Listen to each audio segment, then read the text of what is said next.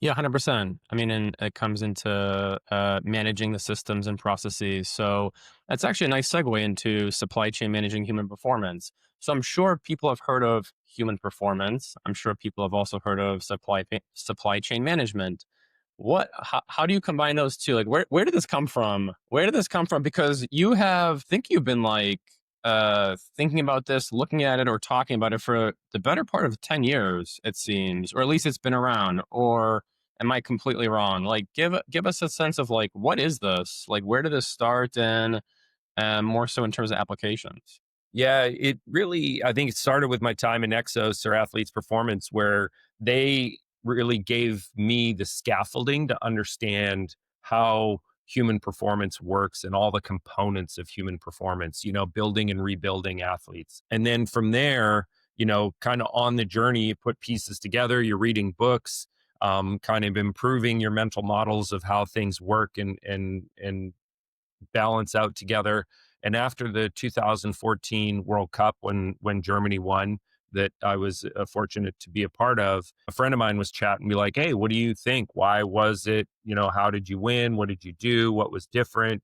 And what it really came down to, from my perspective, was how well organized everything was.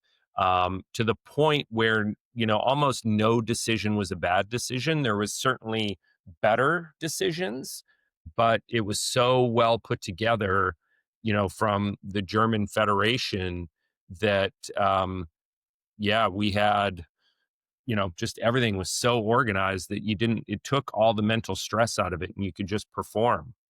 And so this friend of mine was a business person, and he said, "It sounds like you supply chain managed human performance." And I was like, "Oh, I'm not familiar with that term, being more a therapy performance person." So I went and looked it up, and I was like, "Man, that's kind of what we did." And if you go to the Council of Supply Chain Management, there's six kind of big components. There's planning, right? Which we're all familiar with. Sourcing, and in our business, it's human capital, it's players, it's staff, it's those kind of bits. There's you have to make the product, which is training. You have returns, which is rehab in our world, right? How do you get a player back into circulation to be a productive part of the team? You have the logistics of all the bits and pieces and how they work together. And then you have sales, which in our business is winning.